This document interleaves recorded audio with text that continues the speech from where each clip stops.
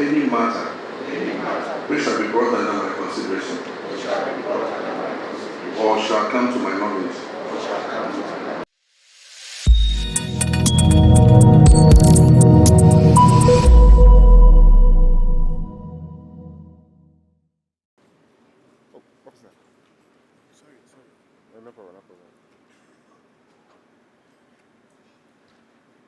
Our country's interests with dedication and integrity across the globe. It is now my distinct honor to introduce the High Commissioners and Ambassadors Designate, who will shortly be commissioned by His Excellency the President. At the mention of your name and respective country of assignment, I kindly ask that you stand to be acknowledged. Now we have first on the list, Mrs. Saba Zita Benson, High Commissioner Designate to London, the United Kingdom. Mr. Victor Emmanuel Smith, Ambassador Designate to Washington, D.C., USA. Ms. Mavis Amafrempong, Ambassador Designate to Paris, France. Alhaji Baba Jamal Muhammad Ahmed, who is the High Commissioner Designate to Abuja, Nigeria. Dr. Komas Tim Jehu Apia, Ambassador Designate to Moscow, the Russian Federation. Mr. Kojo Bonsu, Ambassador Designate to Beijing, the People's Republic of China.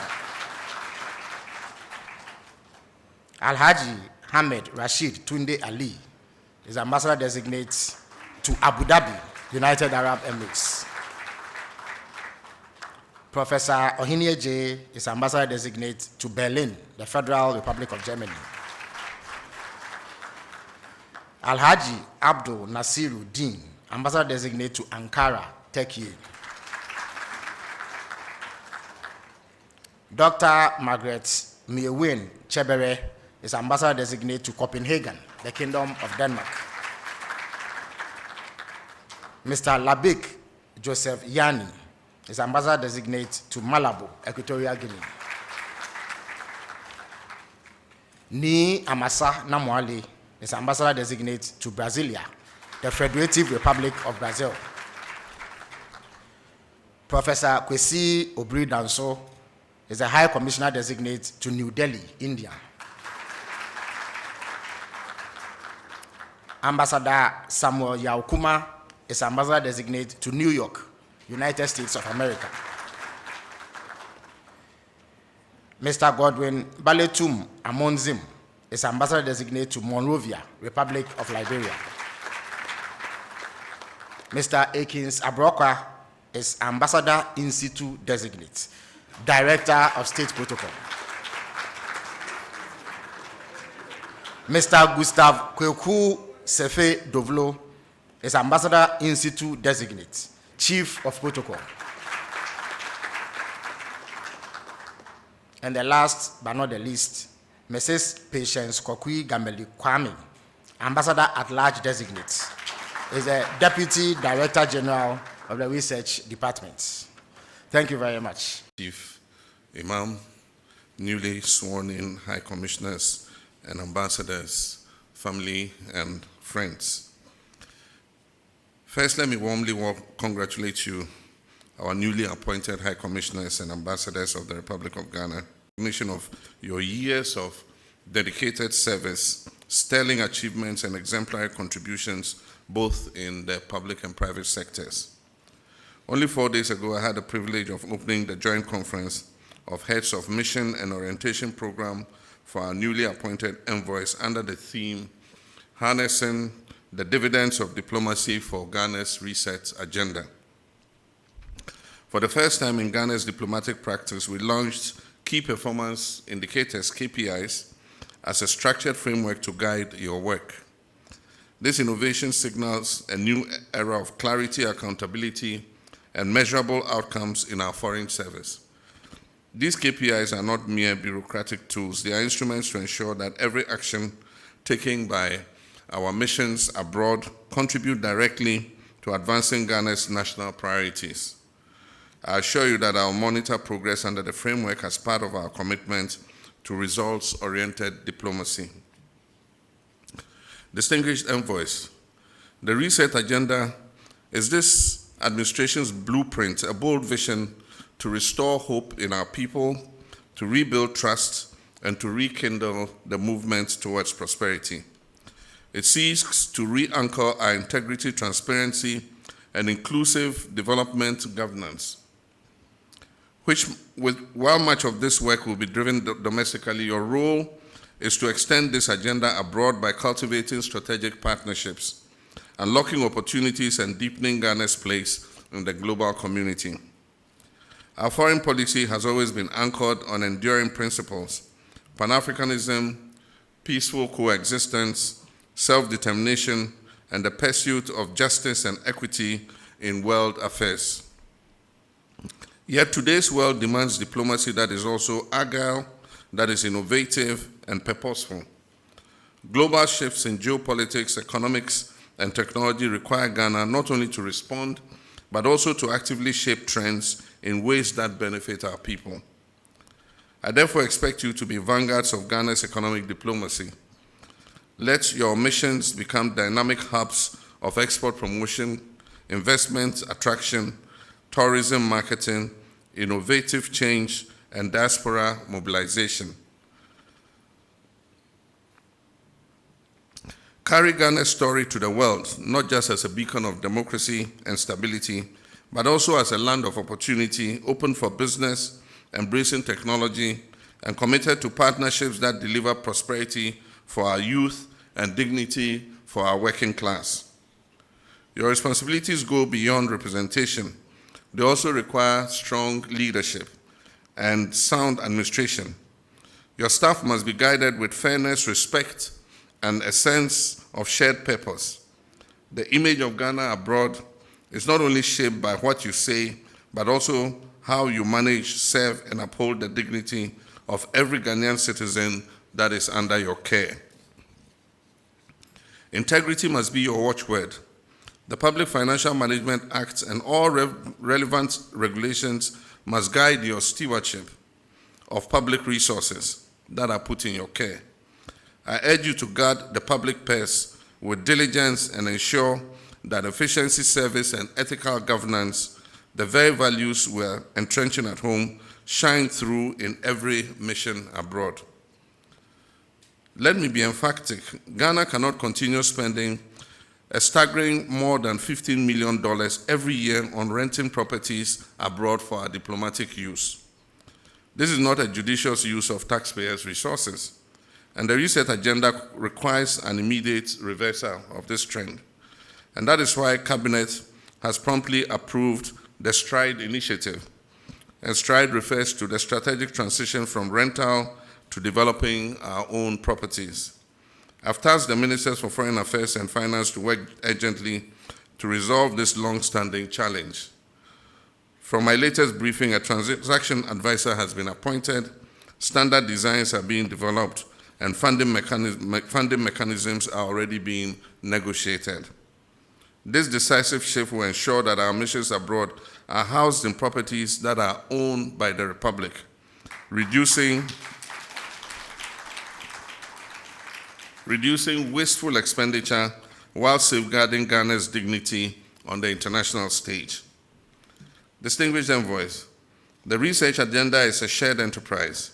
Success depends on close coordination between the missions abroad, the Ministry of Foreign Affairs, and all ministries, departments, and government agencies. It also depends on how well we engage the private sector, civil society, and our dynamic Ghanaian diaspora abroad. As you assume this noble mandate, remember that your service is not for yourself, but for country and God. Serve with humility, courage, and excellence. May your tenure bring renewed favor to Ghana, progress to our people, and dignity to every Ghanaian, both at home and abroad. On behalf of the government and people of Ghana, I wish you well in your assignments. You carry with you the hopes of a nation. May your service strengthen Ghana's standing, advance our interests, and deepen the dividends of democracy and development for our people. May God bless our homeland Ghana and make our nation great and strong. Thank you.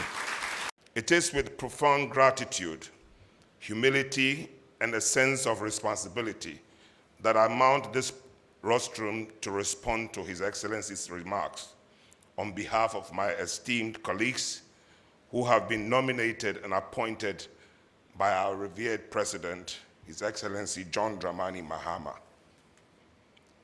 I am acutely aware that this privilege does not belong solely to me, but it is a reflection of the collective trust, hope, and expectations placed in our diplomatic missions by the good people of Ghana, who we represent, and the nations with whom we seek to promote our national interests, particularly at a time that some pundits define the world as quote and unquote wild and unruly. Mr. President, distinguished ladies and gentlemen, we graciously accept the immense honor of serving. We are extremely grateful for the trust and confidence reposed in us, and sincerely acknowledge this responsibility with deep loyalty and duty. This ceremony is a moment not only of personal pride, but a moment for reaffirming our shared commitment to the ideals of diplomacy. A number of us commissioned here today were deep in the trenches with Their Excellencies, Mr. President and Madam Vice President, throughout the relentless campaign with an unwavering resolve to garner national support to be given a renewed mandate to rescue our nation from the abyss.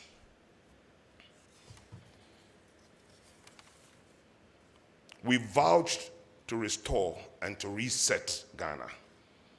Distinguished ladies and gentlemen, we, the newly appointed ambassadors and high commissioners, pledge to His Excellency, Mr. President, that your efforts will make a difference and will not be in vain. We will persist through hell or high water to build on the sturdy foundation you have laid and are committed to deliver on the promises we made to the good people of Ghana. In this current geopolitical landscape, sound economic strategy is of crucial importance. Our relationships with other nations lie in the dynamism of our economic ties. Trade, investments, and innovation will be our focus to enrich lives and create jobs in Ghana. We will work to deepen these economic partnerships around the world to create strong and enduring economic alliances. We will put our best efforts forward to identify and facilitate opportunities for a new transactional approach to the benefit of the Republic of Ghana. Mr. President, we strongly believe in your vision and have the absolute confidence in your leadership. We assure you of our collective best efforts to implement principled actions in concert with your foresight. We will strive to nurture trust, not only by advocating for the interests, values, and traditions of our beloved Ghana, but will be equally respecting our hosts and partners. To my colleague ambassadors and high commissioners, and indeed all appointees in President Mahama's government, let us focus on our leader's vision and chart a course of selfless leadership wherever we may find ourselves. We cannot, and indeed we dare not, fail the good people of Ghana. Our guiding principle should always be Ghana first. May the good Lord sustain us all and bless us with long life and good health. Your Excellency, Mr. President, thank you once again for this extraordinary honor. Our families and friends are equally very grateful to you. May we always work together to build a promising and a peaceful future for generations to come. Amen. Bear true faith and allegiance to the Republic of Ghana as my law established. That I will uphold the sovereignty and integrity of Ghana. And that I will preserve, protect, and defend the Constitution of the Republic of Ghana. So help me God. So help me God. Okay. We'll take the final vote. It follows the same pattern. So when I say I, you mention my name. And when I say holding the office of, you mention your designation. I, holding the office of any matter which shall be brought under my consideration or shall come to my knowledge in the discharge of my official duties, except as may be required for the discharge of my official duties.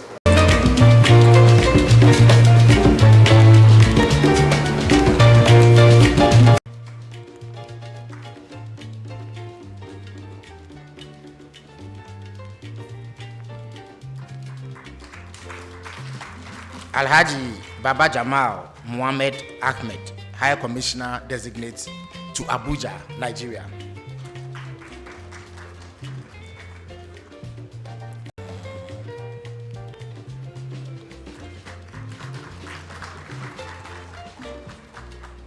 Alhaji United Arab Emirates.